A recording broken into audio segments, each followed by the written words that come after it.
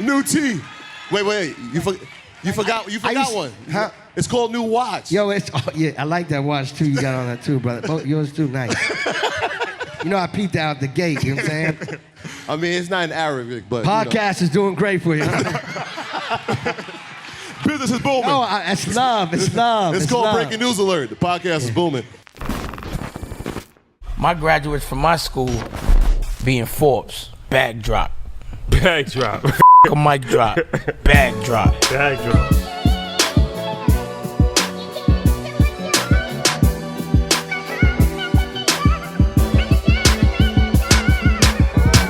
It's called New Check. Technology. Yo, bless up, everybody. Love and blessings. Love. All right, take your seats, ladies and gentlemen. We're going to get into this. Oh, man. So, I ain't know, man, I didn't even know, I didn't even know all this was it's a happening. vibe. Well, we call ourselves the biggest. When I said That's right. I said we was the biggest ever. I said, what, you want me to lie to you? This is the biggest ever situation. I should have worn one of my silk shirts. Well, we today, wore you know these what I mean? because it was you. I like that. No, I like that. It's called New Clothes. That's right. That's It's right. called New Technology. It's called new teeth. That's you know a what I'm saying? New opportunities, new blessings. It's a new world. Let's embrace it. You know what I mean? That's Let's a get fact. into this. So, all right, so we're going to have some fun today. We're going to have a dope conversation. We're going to talk about culture. We're going to talk about business. We're going to talk about everything that you guys need to hear, you love to hear. So 45 minutes, an hour. What I need from you guys is just to pay attention and be quiet. Please, please, please, please, please. I know it's a lot going on. It's exciting. You know, it's always dope to do a live interview, but we want to just give our guests the most respect as possible. So, got it? All right, let's get into this. So before I start, once again, I want to give a shout out to Ally for sponsoring this dope activation. I want to give a shout out to United Masters. And I want to give Shout out Steve Stout in the building. The commissioner's here. shout out to the commissioner, Steve Stout. Stout's in the building, I y'all. told Steve Stout 6 months ago where Earn Your Leisure was. Now he gets to see it in person. But shout out to Steve Stout, the commissioner, ladies and gentlemen. Give a round of applause for Steve That's a Stout. fact. All right, Khaled, I want to get right into this. So everybody sees where you are now, but it's a long journey to get here. Actually, from New Orleans originally. Yeah, I was born in New Orleans, but I was raised in Florida. I rep the 305 Miami. I've been in Miami for over 28 years. So, you know what I mean? This is my home, but definitely love New Orleans. I still have family over there, and I did a lot of great things over there too. So, you know what I mean? We cousins, you know, New Orleans, Florida, and I was blessed to be raised in Florida, though. So I want to get into this conversation. You said something dope on a video I saw where you said you had a decision to make. You could be a radio DJ or the biggest DJ. So, and then you transcended even being a DJ. So when did that click in your mind from actually, you know, selling mixtapes, turntables, that you had a vision that one day you was going to be DJ Khaled? I mean, when I was a kid on the radio station or just even in my garage DJing, you know, they always try to put me in a box, you know what I'm saying? Like, you only can do this. And on the radio station, the reason why I said that was the blessing I got the opportunity to finally get on radio. You know what I'm saying? There's a whole story before that, but actually to get on radio was it was a mission. You know what I'm saying? They said I couldn't have my own night show when it was #1 for over 13, 14 years. Mm-hmm. You know what I'm saying? They said I couldn't have my own mix show. I ended up doing multiple mix shows on the radio station. I did pirate radio, and then I was blessed to do radio with Luke. Luke, my brother Luke, had a show called Luke's Show, and he asked me to be his host and his DJ. And then when he left to go on tour, and then he stopped doing radio, I ended up taking over, you know, the Friday night slot. But the people that used to run the station, they had so much love for me, and I big them up. But like, you know, the #1 thing in radio, they always say the DJ or the disc jock, they always say you can't be bigger than the radio station. And that was never like my mentality to say I'm trying to be bigger than the radio station. No, I'm trying to be the biggest. You know what I'm saying? Like, not just the radio station, but period. So like, and I mean that in a beautiful way, in a humble way, but very confident at the same time. So, you know, I did it my way. I did certain things, but I would get suspended for doing it my way. You see what I'm saying? Because if I believed in a record, you know what I'm saying, I would go crazy with it, and I wanted to, people to feel the passion. I felt the passions from the streets, so I just kept that energy, and I was playing music for the people. And, but I had to break rules to do certain things like that. Just if I play one record, I might play for 3 hours straight.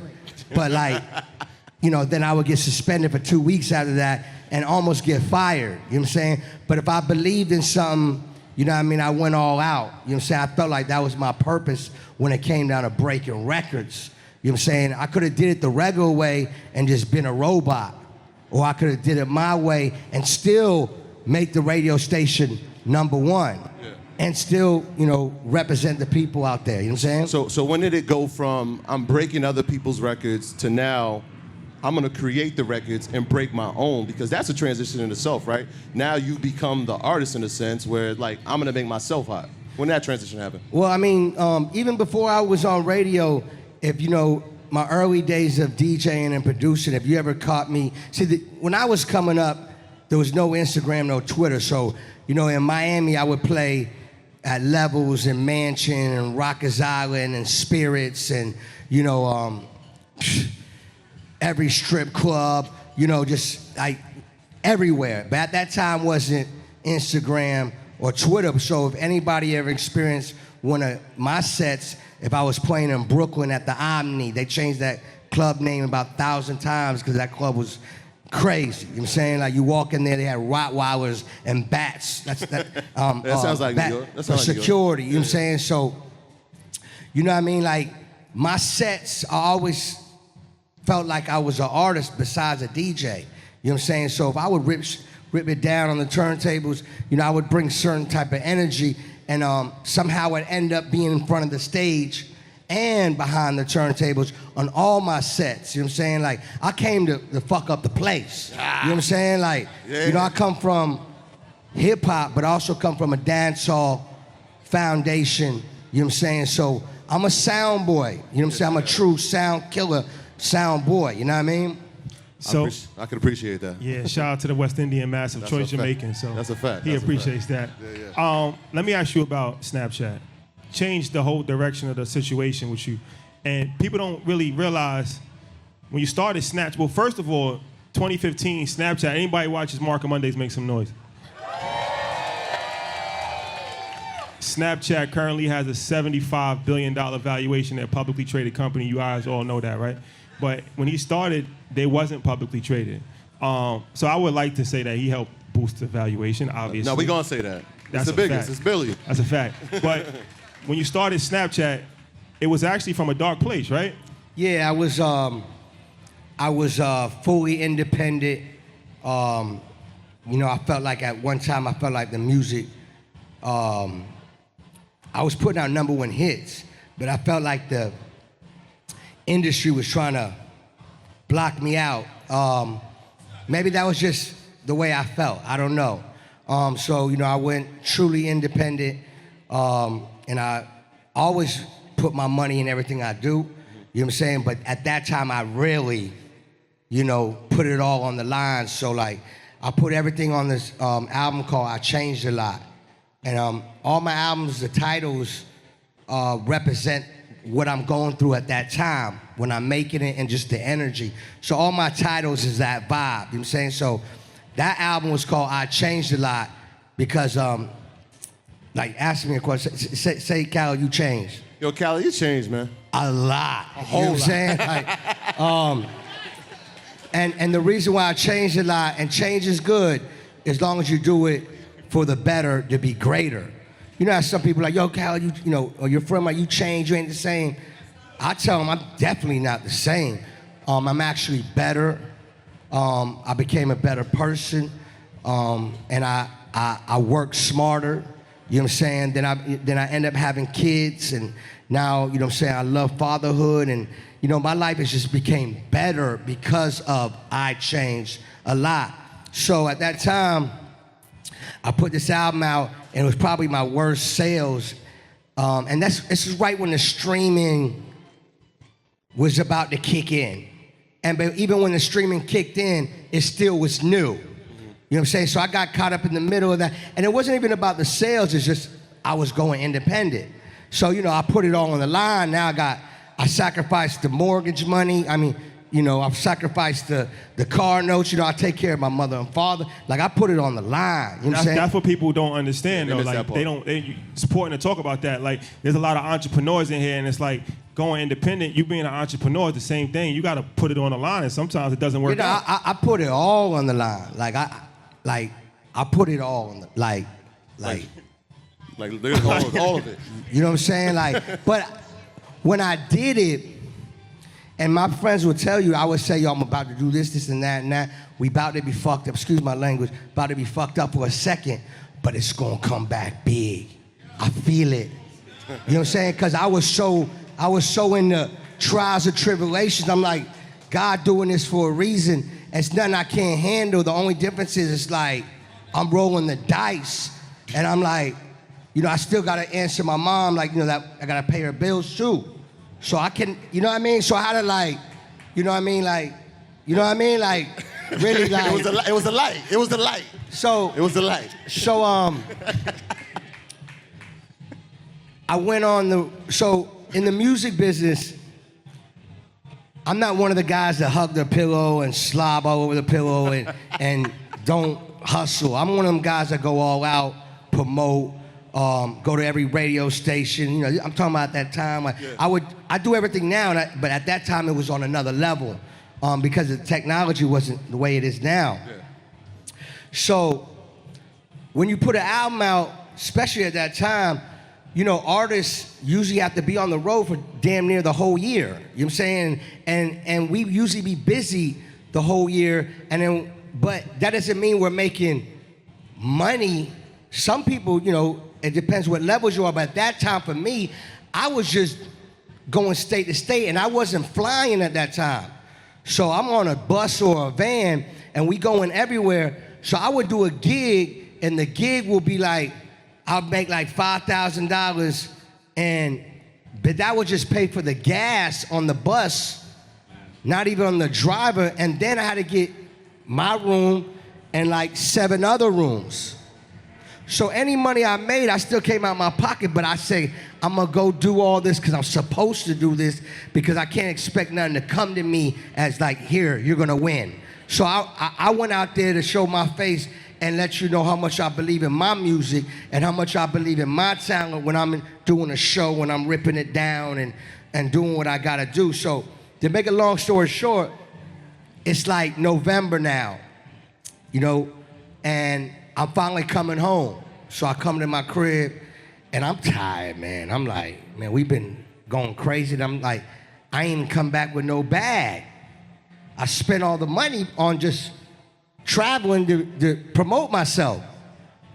So I'm telling my girl, I'm like, yo, you know what I'm saying? I don't know, Ma. I'm like, you know, I'm talking to, you know, my wifey. I'm like, yo, Ma, you know how, I said, Ma, I ain't never really talked to you like this, but we gonna be good. It's just I'm tired of this, just tired of this. And when I felt like that, I was like, man, I don't want to lose the love, because you have to love what you do to be successful. So Mokes, my man Mokes, and Hassan Whiteside, that used to play for Miami Heat, kept telling me about Snapchat.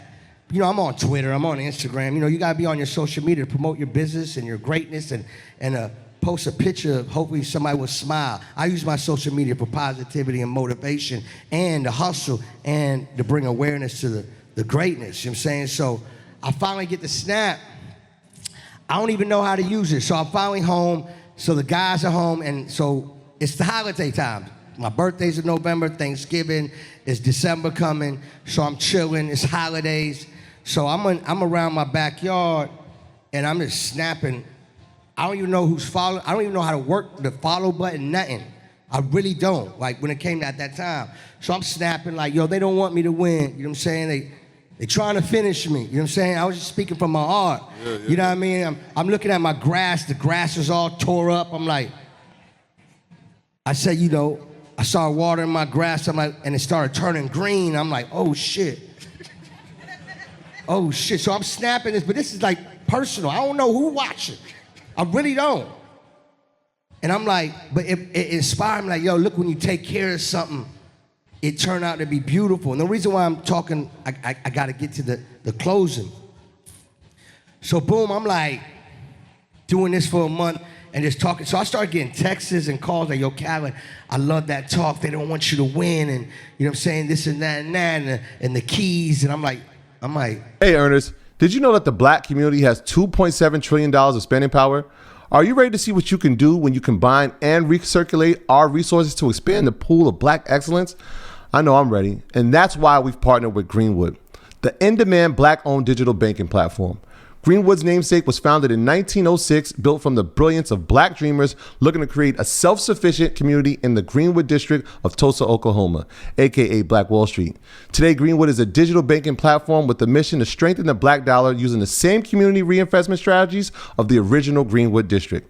And it's powered by a best-in-class mobile app that allows you to bank from anywhere. So, earners, if you're ready to build a new legacy of black economic achievement, go to bankgreenwood.com/EYL and sign up to be a part of the new Greenwood community. That's bankgreenwood.com/EYL. Don't wait. Don't hesitate. Head over there now.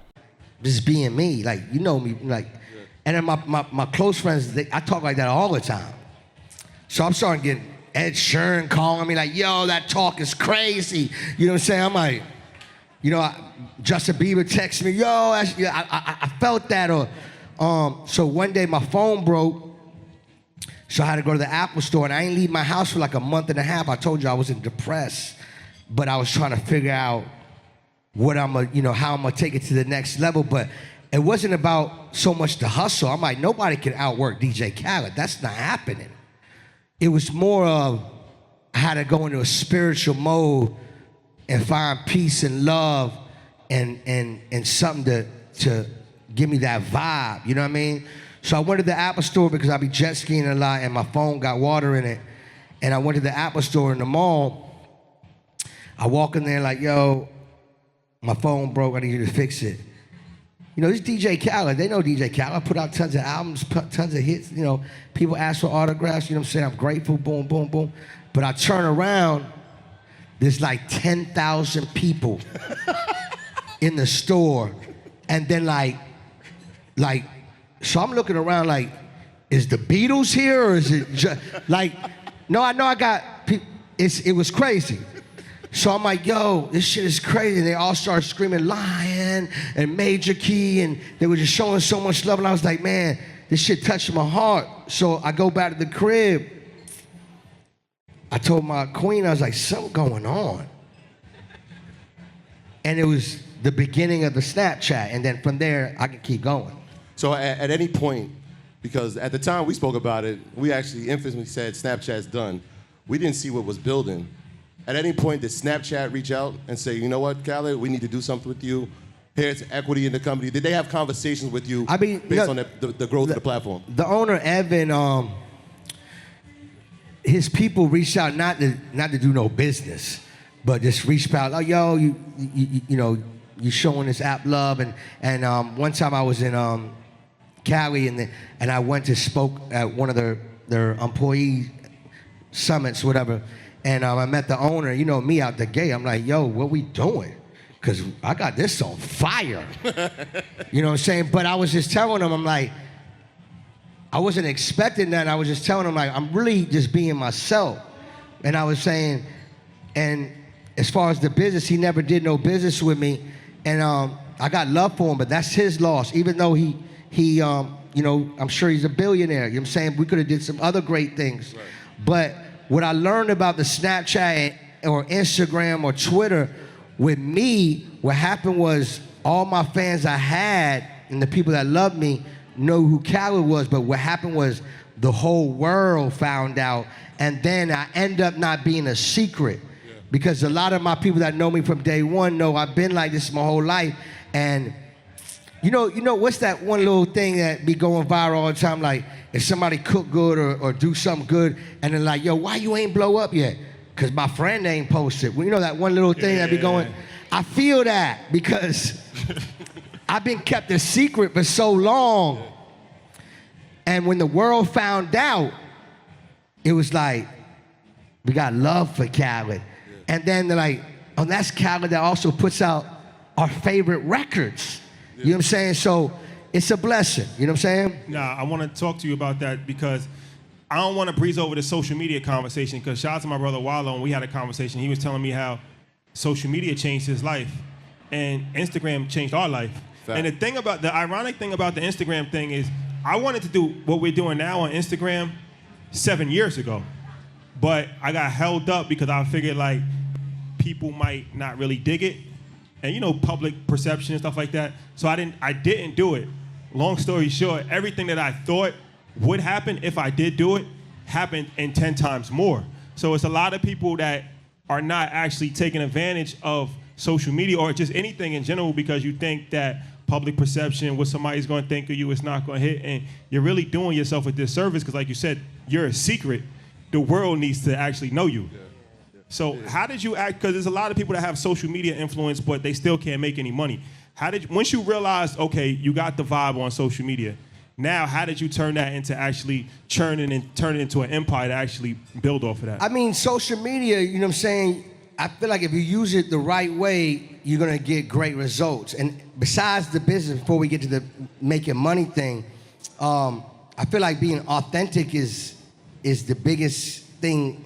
You should always be yourself, you know what I'm saying? So authentic is the key. But again, I use social media to bring awareness to, if it's my music, to the greatness of it, or even if it's to post a picture of a sunlight, you know what I mean? I want you to feel the light, you know what I'm saying? I want you to feel the love.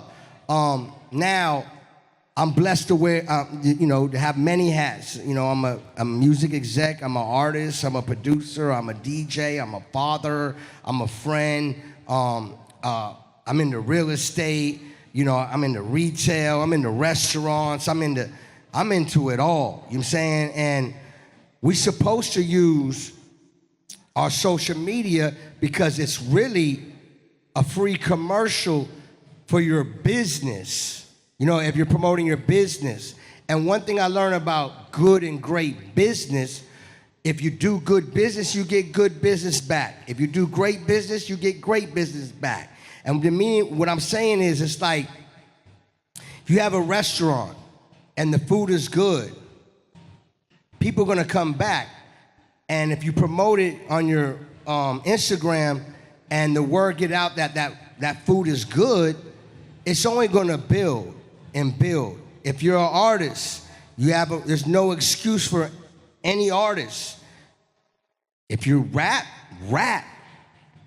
right in this camera, and people like it, it's gonna spread, and they get to know your story. So what I'm trying to tell you, if you put out greatness, you're gonna get greatness back. And sometimes it don't happen overnight. It didn't happen overnight for me. Quincy Jones didn't make Thriller till he was 50 years old. He made Thriller when he was 50. Me, when I turned 40, that was when my biggest success happened. I worked free 90% of my life. 97% of my life, I worked for free. And anyone can vouch for that. You know what I'm saying? Like, but I knew what it would take, you know what I mean?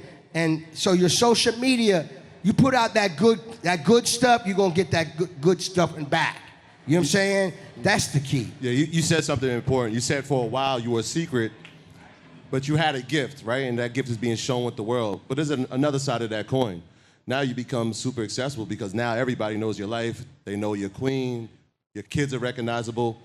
How is that balancing that? Because I feel like all the moments that you've been grinding for 25 plus years, they prepared you for this moment, but now you have a family involved. So what's that process like? What's the balance like for you dealing with all that? Well, I'm so blessed, man. My queen and my two boys, you know, that's my life. You know what I'm saying? Like, so, you know, anything you see me do, even when I speak on this mic, you know, I represent my family. You know what I'm saying? So I try to move and do everything perfect. You know what I'm saying? So that's my life. My relationship with my queen, she my best friend. You know what I'm saying? As well as my queen. And we just got, our family's just a real relationship, meaning as in like, don't get it twisted, you know what I'm saying? Like, I got the music too loud, she gonna tell me to go. You know what I'm saying? Like, but what I'm saying is, how I balance it is, I know y'all see a lot, but there's a lot you don't, meaning as in, there's beautiful other moments that I save and cherish for the home, you know what I mean? And when I post my kids on social media playing basketball, if it's a picture or something like that, I'm a fan of my kids, you know what I'm saying? And I know one thing, it makes me smile when I see it, not just because of my son. Somebody else might post their daughter, their son, and I see them with their family. It makes me smile and inspires me. So anytime I can bring joy and happiness in this world, I'ma do it. I felt like that's what God wanted me to do, is to bring love and unity. And I'ma show you my family love, you know what I'm saying? And you know, it's just, I hope it spreads. Clap it up for that. I wanted to spread contagious, you know what I'm saying? One thing I wanna say, I wanna just give everybody a quick gem on social media, is that the algorithm actually rewards organic videos. Shout out to 13th and Create, our creative team. But I told them, and they know, you could pull your cell phone out and make a selfie video, and you can get a dope video done by Spike Lee or 13th and Create. The selfie video 9 times out of 10 is going to get more views, especially if it's a reel. So No, that's true. That's true. Like it's crazy. I shout out my man Ivan. He gonna be the next Spielberg. No, you know he's what I'm crazy. saying? He's crazy with it. But I noticed, like, you know, the videos that you edit and make it super dope, and I love them. I love walking slow motion and, you know what I'm saying, fit, get it, you know what I mean? I love all that. But if I just do the natural video, people love it even more. Shout out to Benny in the building. It's my guy right there. Love you, brother. So it's like, Benny Pugh. Just gonna stand there on us? that's part of being organic. Even though the other videos be organic, it's just those they react better. You're right. You're right. Thank you. Let me ask you a question. You balance being an executive and an artist. Yeah. So we always heard, like, you know, it's hard for executives to be artists as well, because the artists feel like the executive is always going to be the biggest artist on the label. So how have you been able to manage being an executive, being an artist, and what's some of the challenges that you have working with artists? I mean, how can I say, every artist that's listening, man, learn to be executive too.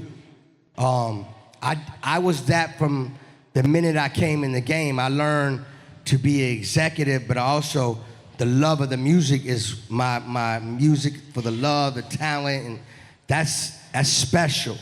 But you also have to know your business, you know what I'm saying? And but besides the business too, also, you know, when I was a kid, I always knew I wanted to be like, you know what I'm saying, Puff Daddy, Jay-Z level, you know what I'm saying? I always said that, like, had their posters and everything, like, because they did music, but they did other things too. You know what I'm saying? It was clothing, this and that. So, and then my mother and father, they used to own like clothing stores, and when I was a kid, they used to sell clothes out the trunk in the flea market, and they would put the, what's that bag that you put around your waist? What's that called? Fanny pack. They would put the fanny pack on me, and they would be hustling, and they put the money in my thing. I'm a little kid, so I'm watching this early. So then they end up getting a register. So I started hearing that register, and they putting money. So I get to see my mom and dad hustle every single day, and I'm like, man, they take care of us, but they took me to work with them. So I watched all that. I was like, man, you know what I'm saying? So I understood business early, you know what I'm saying? But I work with artists so great because I understand the artist side and the business side, so I can help guide for them to be even greater too. You see what I'm saying? And you know, being a music exec, you know, like Benny's right here. Benny would tell you, I was president of Def Jam South. Benny was one of my main guys in that building, and to this day, we work with each other. You know what I'm saying? Like, you know, it's about having great relationships, because I always tell my close friends, and I tell everybody here, say you're working at a company, and no disrespect to nobody, like, but they're gonna fire you one day. It's That's just, a fact. It's a fact. Like, That's a fact. It's a fact. It's not even a district, it's Nah, it's just a fact. part of the game. So I always tell my friend when they act, like they're not, like I'm telling them to be great. You know, if you gotta do certain things to be great, in a great level, not a disrespect, like do something great, go be great. And sometimes you have to do things that the company doesn't understand, but when it ends up winning, they love it and they understand. But that's how you're gonna level up. And Benny will let you know, I would be the guy like, I gotta do this. And then like, you can't do that. No, watch me do this. Boom, I do it. And they're like, oh shit, you right. You know what I'm saying? So you go, and I always show people when I used to work on Ram, I'm like, they're gonna fire you. So remember that, keep your relationships so you can learn to be greater. Because it's levels, you know what I'm saying? So it's just different levels of this shit, you know what I'm saying? I feel that's a fact. We the best. That's one of the things I've noticed. Anytime they ever mention Khaled's name, is like, he deserves this moment. He's worked so hard. He's been doing this for everybody. And so the power of relationships is really key, because I feel like there's no artist that you can't reach at this point. And it may be because you've been doing stuff for free for a long time. Can you talk about the power of networking and keeping relationships and sometimes doing things for free without an end goal in sight? I mean, the relationship is so important, not just in the business world, at your home. Hey earners, one thing that we've learned over the past few years is the importance of building a solid team. In business, things can get really difficult when everyone doesn't understand their role or isn't on the same page.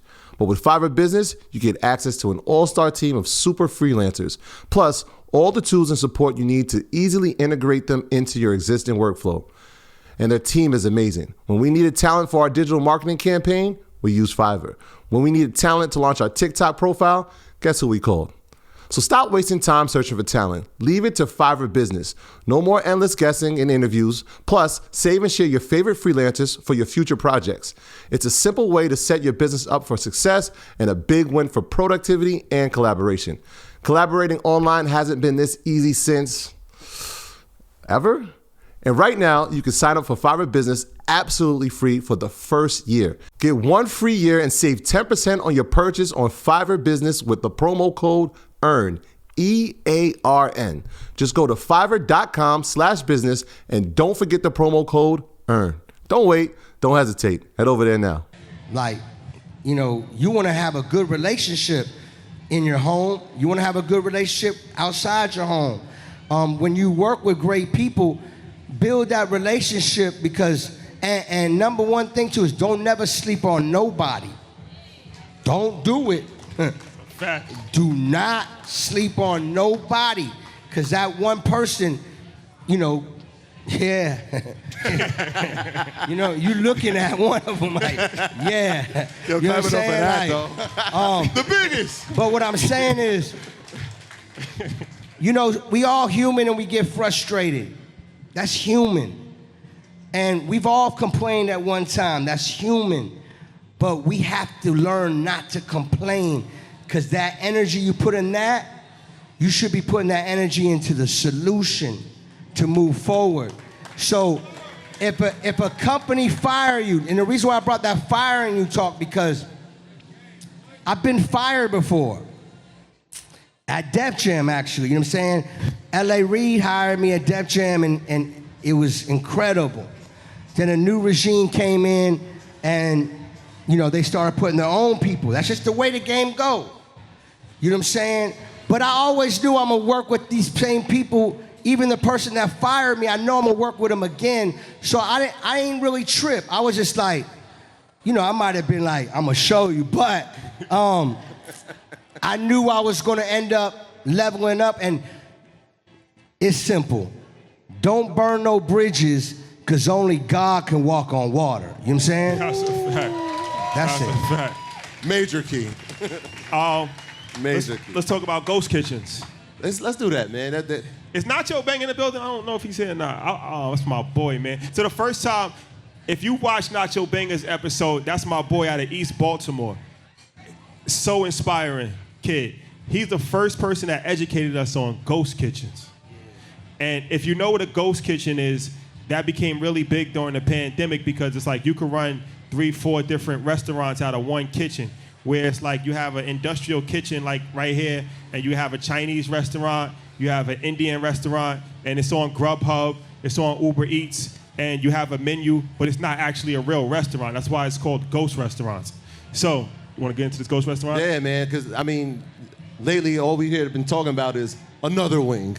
Another wing. So, Sure. yeah, shout out to Another Wing. So, I know you hooked up with Reef, which is a Miami-based tech company. Can you talk about that process, getting connected with them? And obviously, I'm sure you don't get involved in anything and you absolutely love it. So I'm assuming you love wings. What was that process like? The ghost kitchen thing is so genius. It's really incredible because it goes back to what I was saying. Like, we own shout out to E-Class. I got a few restaurants with E-Class called The Lickin'. I don't know if you ever been to Lickin', Finger Lickin'. So what I learned about that is, like, if you love the food, people gonna come back. And people out of town, they go straight there to eat. So I got this opportunity with Reef, and they were explaining the ghost kitchen thing, and I was like, we have 150 locations in 5, and all over the world, from Dubai to London to Paris to Miami to New York, where I don't have to actually put a whole building and all that. Mm-hmm.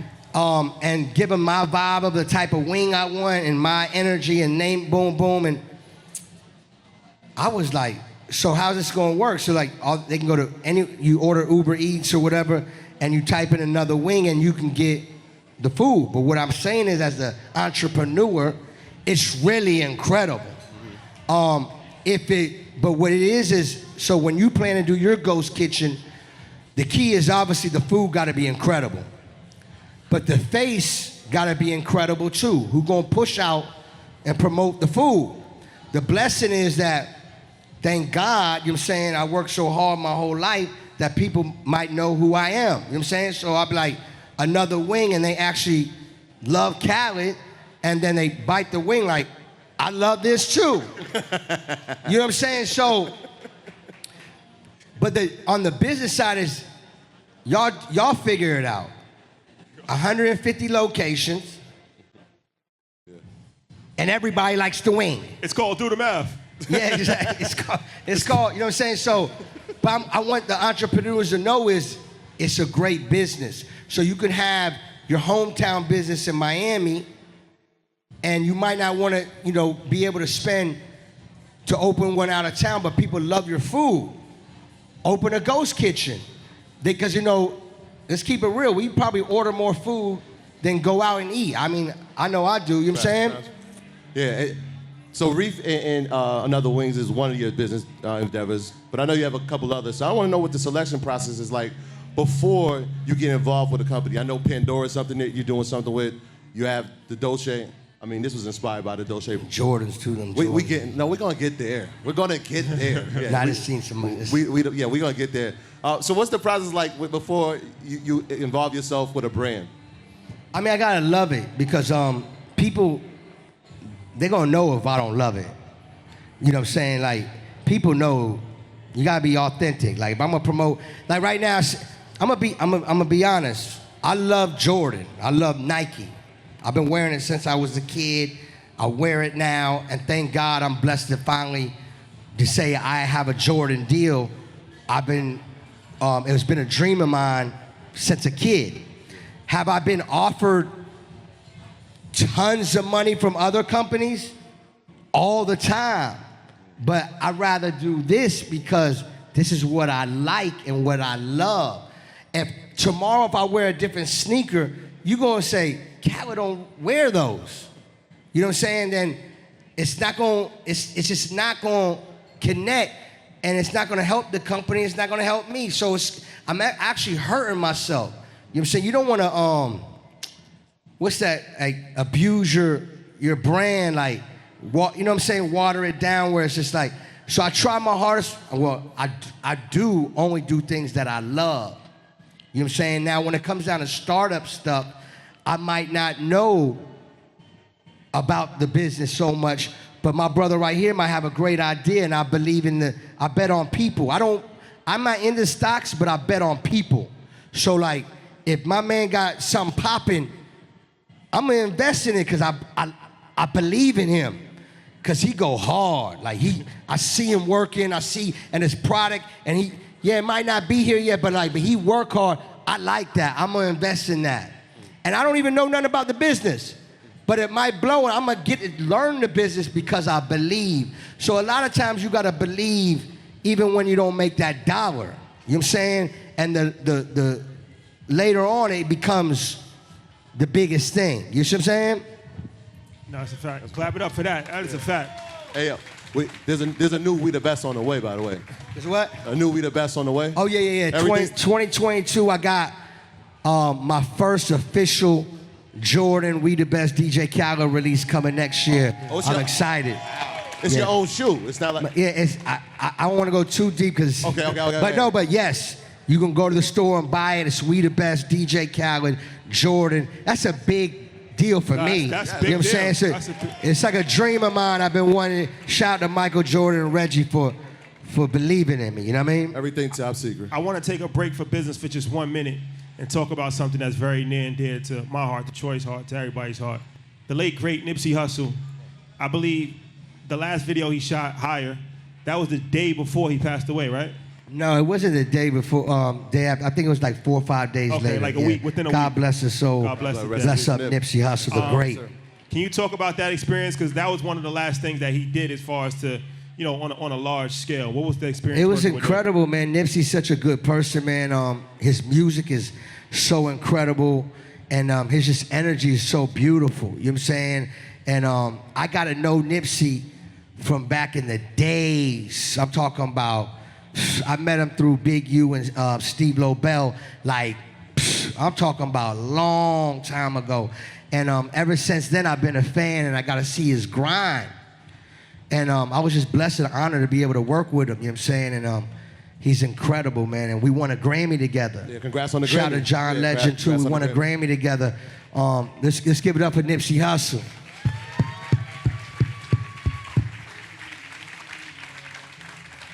So as far as reinventing yourself, right? Talk about that, because I feel like you said, you started as a DJ, or like turntable DJ. Then you turned into I like to call it a musical maestro, Quincy Jones type vibe. Then executive. Then I think where you're at now is just like cultural icon status. Like some people it's just cultural icon. Can't really explain it. It's just like, it's like Snoop Dogg. Yeah, everybody knows you. Yeah, it's like, so what is that? Can you talk about, because everybody here is an entrepreneur, aspiring to be an entrepreneur, never settling, always pushing the envelope, always looking to go to the next level. The question is, because you said I appreciate the love, but what was the question? What's your thought process in reinventing yourself and never settling? Man, it's crazy. It's important to reinvent yourself, but when you reinvent yourself, make sure it's yourself. You know, sometimes people reinvent themselves and it's not even them. So remember, always be you. That's how you're gonna win. Be you. Be you.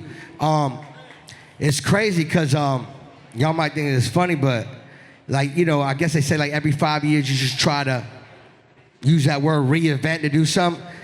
As soon as I got this new teeth, it's called new teeth. I look at things different. I'm like, it's new. I feel new opportunities, new blessings. New technology. You know what I'm saying? It's new technology. It's a new world. So I'm like, everything new. I'm just being honest. I've been thinking about doing the teeth thing for years. I was scared. But I'm like. Everyone has an opinion when it comes to the foods we eat. This food's good for you, this one's bad for you, this diet works best. But who actually has the right answer? You don't need rules to lose weight. You just need proper information to build smarter, more sustainable habits. Noom is here to change the way we view food by not only looking at what we eat, but also how we eat. Instead of making you feel guilt, Noom empowers you to keep going. Not everyone wants to be on a strict diet, do 5 days a week at the gym, or have a daily smoothies and crushable teas. Noom uses a psychology-based approach to find healthier balance that's more suitable for your life and, as a result, more sustainable. Look, Noom has already influenced the way I shop for food, which has not only saved me money, it's also given me a clearer understanding of the foods I'm consuming, which has made me sharper and more energetic. You have to try it out. Look, there are no food restrictions in the program, which makes the process more flexible for your lifestyle. Everybody's journey is different. Noom believes in progress, not perfection. 75% of Noom users finish the program, and more than 60% of users engage with the program keep the weight off for a year or even more. With Noom, all you need is a daily 10-minute check-in. No grueling early mornings or huge chunks out of your day. Are you ready to start building better habits for healthier, long-term results? Sign up for a Noom trial at Noom.com/leisure. That's NOOM.com/leisure. Don't wait. Don't hesitate. Head over there now. This is my reinvent, whatever you were saying, like. New T. Wait. You forgot one. Huh? It's called New Watch. Yo, yeah, I like that watch too. You got on that too, brother. Both yours too, nice. You know, I peeped out the gate, you know what I'm saying? I mean, it's not in Arabic, but Podcast is doing great for you. Business is booming. No, it's love. It's love. It's called love. Breaking News Alert. The podcast is booming. I want to talk about the business side because not only from a music standpoint have you become a part of the cultural fixture, but some of your phrases are part of our language, right? Like, congratulations, you played yourself, right? Secure the bag alert, right? More major key. So I'm like, damn, man, everybody's using this. Are you trademarking these things or no? Yeah, I got a lot of it trademarked, but some of it, you can't. Some of them, you know what I'm saying? You know, I try, but yeah, I definitely got, I would say, majority of them trademarked. And it costs to do that, you know what I'm saying? Like, it's crazy. Every time you know what I'm saying? Every time I've been blessed to level up, I feel like, you know, when you level up, they be like, they come with this new stuff. You got to trademark this. You need this new insurance. You need this, that. I'm like, damn, like, yo, y'all just want to take it all. But I get it. It's like, so it only makes you, you know, protect what you worked hard for. And you should do that because, God forbid, you put everything into something and then boom. You know, they say you can't even use that no more. And then everybody know it's you. So you don't ever want to do that to yourself. So how can I say, don't cheat yourself. You know what I'm saying? Don't cheat yourself. Reward yourself. Exactly. I like it. Cal, let me ask you this. What are some of the mistakes that you made as far as in the music business financially? Like, 'cause a lot of people, you know, you learn on the fly. You said, like, even before Snapchat, you know, you was in a tough space financially. What are some of the stakes, what are some of the learning lessons that you had to go through that you learned and you figured out? Mistakes. I look at it different. Like, I don't consider nothing a loss or a mistake. I just feel like those things that you're talking about is the stepping stone for the bigger win. You know what I'm saying? That's how I look at it. So if something don't go the way it's supposed to go, I always put the energy to make it as long as we can keep going. I think that's the whole thing. We just got to keep going. So mistakes, I wouldn't say I made mistakes. I would say I might have could have did something in a better way or this way, but that's what made me figure it out and make it even better. And that's the thing, you know, I want to let the young world know, the new generation, it's okay to make a mistake. It's okay to fall down. You know what I'm saying? Because you're going to get right back up and you're going to keep going. Some people feel like when they make a mistake or fall down, they feel like they're staying and that's the energy that it's going to be. Nah, that's the motivation. You know what I'm saying? That's the motivation to keep going, to take it to the next level. So to answer your question, my mistakes was a stepping stone for the bigger win. Clap it up for that. I got just as a fan, I gotta ask you this, right?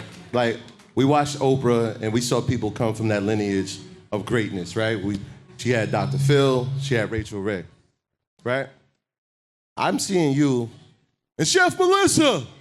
So what is there something that's gonna come from that? Because I'm looking at this food like Khaled just can't be eating on this good floor. We gotta share this with the world. Share that greatness with the world. So my chef, that's you know, she's family.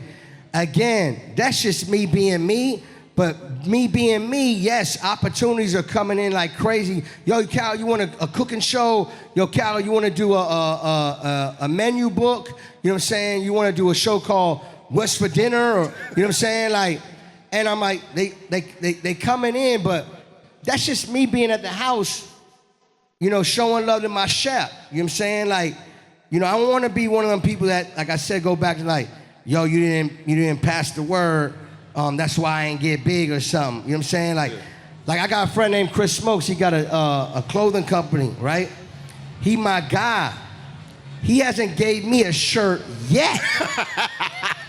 He gave everybody a shirt and not me yet. No, I'm talking about, but he doing his thing because I'm a 3X, 4X, I get it. But what I'm saying is, you know what I mean? Yeah. Y'all know what I'm Yo, talking Chris, support your man. Stop playing. Let me. Yo, he pulled out his phone to record it. He was like, he ain't gonna say that. Shout out to my guys, Eastside Golf in the building. Oh yeah, I just seen him. Eastside Golf, what's good? I heard you got some shoes for me. Elijah, where you at? Heard you got a gift. What's good, man? My dog. Let's go golfing. You never know who's gonna be in the building. Khaled, United Masters. This is something that, you know, a lot of artists, I'm sure, is here. Shout out to Steve Stout. Shout out to Benny Pugh. Shout out to all the music executives in the building. Yo, Hey, yo, watch this. White Plains' own, Benny Pugh. Shout out to Greenberg, though. So, United Masters, their whole thing, their name is built on owning your masters. Can you talk about the importance of owning your masters for all of the artists and like why is that a big deal? I mean, it's very important.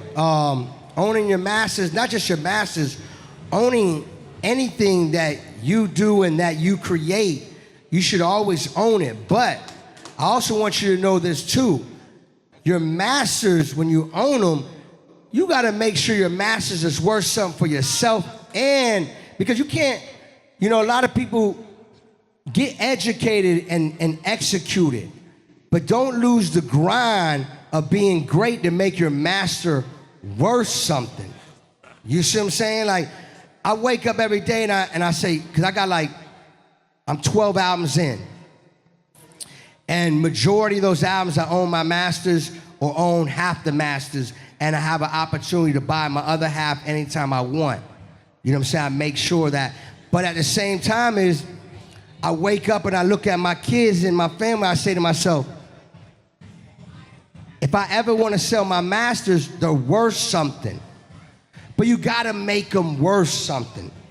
I don't want people to lose the grind of not making it worth something. But you have to own your masters. And not everybody will agree with me, but it's okay to have partners. It's okay to have a good partner. And then also protect yourself where if you're giving your greatness, make sure you be able to buy it back. But that other half might help you become next level. Then you buy it back and then you should say thank you. You know what I'm saying? Because, right, you made money together, made money also to buy your own half back, but you have to make sure you have it in paperwork so you can buy it back. Yeah, that was You know what I'm saying? But if you can own 100% of your masters, of course. But some people can own 100% of the masters and they don't do no work. Remember, it takes teamwork to make a dream work. You know what I'm saying? Like with me, when I put out music, yeah, I'm gonna do my thing, yeah. But I need my team around me to be doing their thing too. You know what I'm saying? But yes, own your masters. And for some reason, if you have to partner up with your masters, just make sure you have that buyback opportunity. What you're speaking about, we interviewed Jason Jeter, and he was talking about, Jason Jeter is T.I.'s business partner for Grand Hustle. Anybody doesn't know who he is. So he was saying with Tip's early deals, they didn't own their masters, but they had the option where it reverted back to them after 10 years. And he was saying that was extremely important because at that time, they didn't have the leverage to go into the label and demand their masters, but they had the opportunity to not have their masters, but it reverts back to them over the course of time. And they knew that it's gonna be something that's gonna be valuable for a long period of time. So it's like residual income. So even if you don't have your masters right away, you, like you said, you can still actually structure it in a deal where it reverts back to you, but it's important to put that in your deal. Yeah, you gotta put that in your deal. And then it's a new world, goes back to this, the new world talk. It's a new world. And you can't walk in there like doing 50-year-old business. It's a new world. Do new business, new deal points. Do it your way.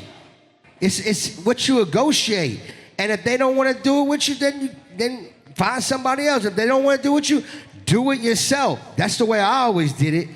You know what I'm saying? I always, if I couldn't, they didn't see the vision of the business, cool. It might make my job harder, but it got me where I'm at. Yeah. So this is, again, clap it up for that. Yeah. So one of the things that, and me and Shotty had this talk all the time, we're like, yo, Khaled's one of those guys, if he went on a world tour, he can literally pick somebody from each city because he's done a song with probably everybody from every major city. So is that something that we're looking forward to in the future? Are we going to see like a DJ Khaled and Friends tour? Is that what's happening in the future? We was planning to do that before the pandemic hit. I was blessed to go on tour with Beyonce, and then I went on tour again with Beyonce and Jay, and then I did a tour with Demi Lovato and Kalani, and I did that like 3 years back to back.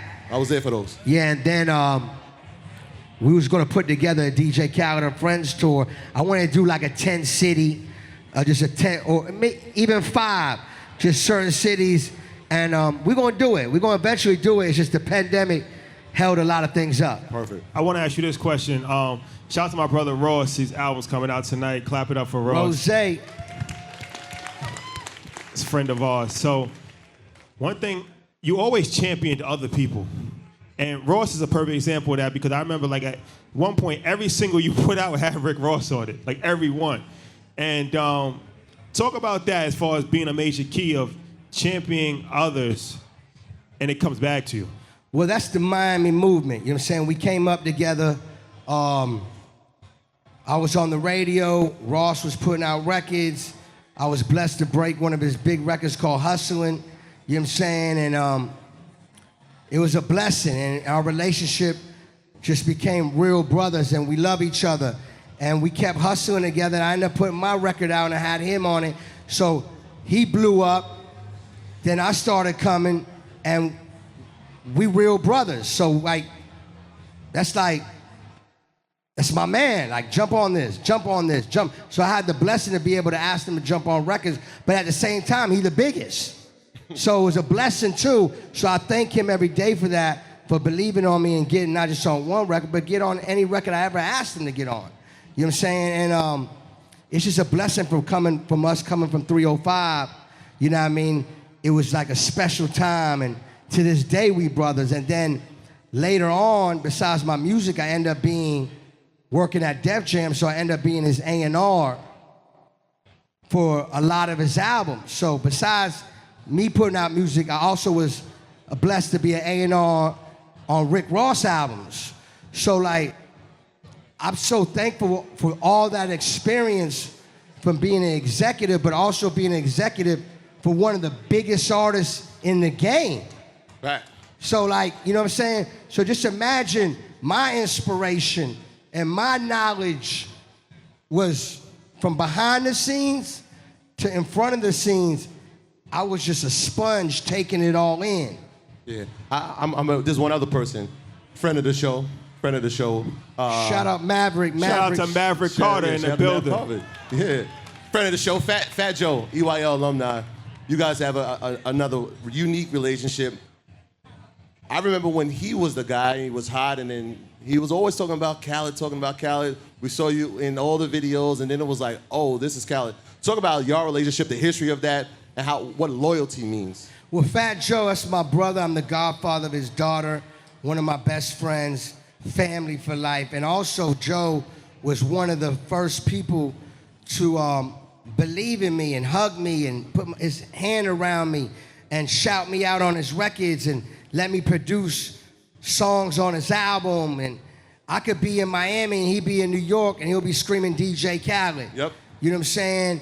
One of his biggest records and one of the biggest records in hip hop, he says on Lean Back, he goes, Khaled, I see you.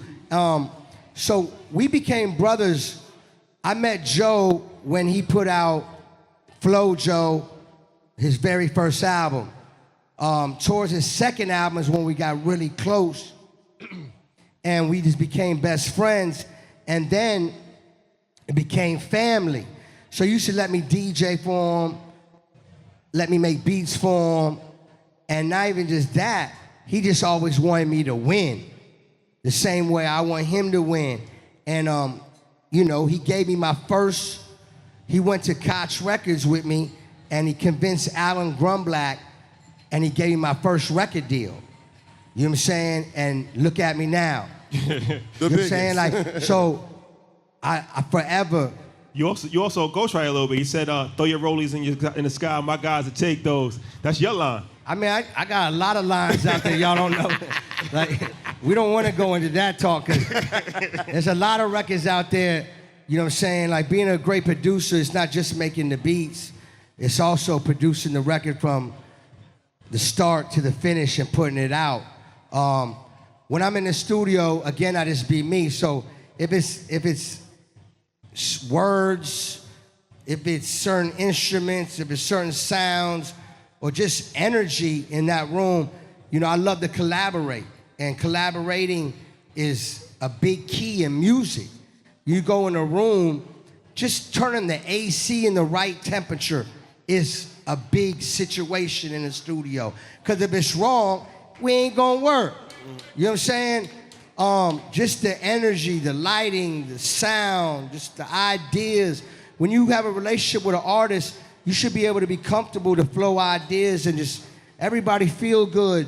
You know, the cameras don't always gotta be on. We just vibing and magic happens. Never stop the magic, you know? Let me ask you this before we wrap. I wanted to ask one last question. Sean Carter, you have a very good relationship with Jay-Z. What's some lessons you learned from Jay? What's the vibe? Jay's a very reclusive person. A lot of people don't get a chance to be around Jay. What's the vibe with Jay? Well, first of all, Jay-Z, he's my manager. I consider him a partner, and it's one of my, for me, he's like one of my best friends too. Like, he's my friend. You know what I'm saying? I look up to him. I've always been a fan, and for me just to be able to be his friend, I'm grateful.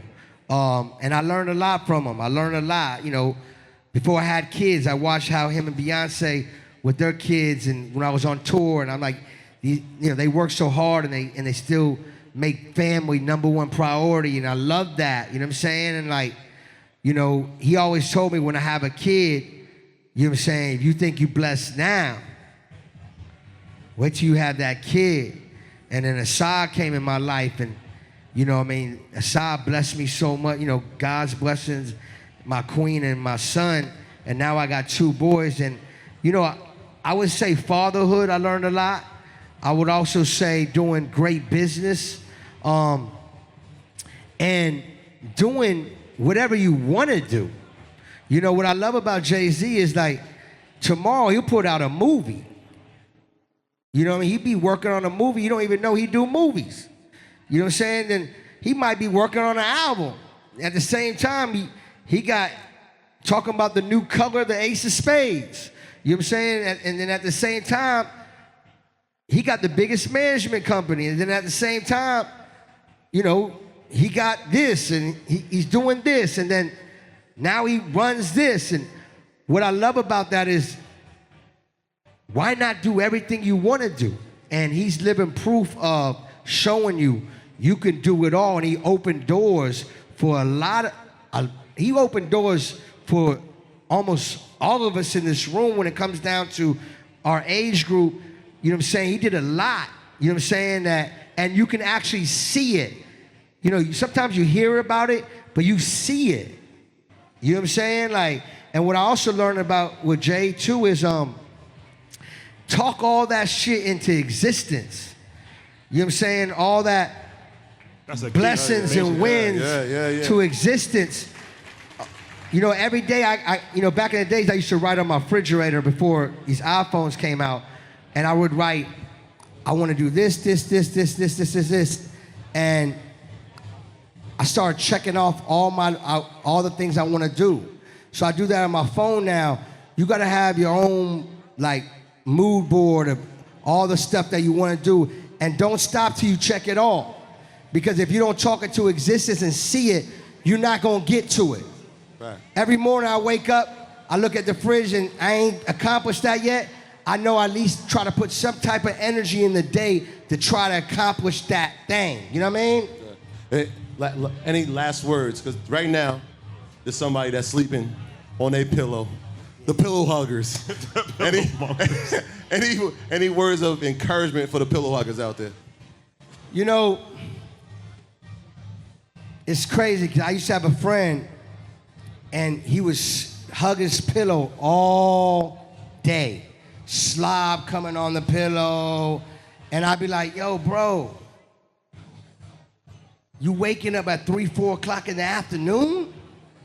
I'm his brother. So I have a real combo with him like, yo, you can't. You missing out on everything, on all your blessings. You know what I mean? And, you know, you got to be able to tell somebody on your team, if you're working with them and they not motivated and ambitious to go hard, not just for the team, but for yourself too. You know what I'm saying? So it's like, you know, I wake up in the morning, I enjoy seeing that sunlight. And then when it's raining, I enjoy being the light when it's raining. You know what I'm saying? So you can't do all this great stuff that we talked about for an hour if you hugging your pillow, putting slob all over it. You just can't do it. You know what I'm saying? So, you know what I mean? Stay motivated. Stay inspired. And if you got your team and somebody hugging that pillow, give them that talk so you can help that person out and make them see something for them to be inspired to get up early. I'm not, you know, we all gotta hug the pillow once in a while, you know what I'm saying? But you know what I mean. Khaled, I appreciate you, my brother. Give it a round of applause for DJ Khaled. Thank you so much, brother. My graduates from my school being Forbes, bag drop. Bag drop. A mic drop, bag drop. Bag drop.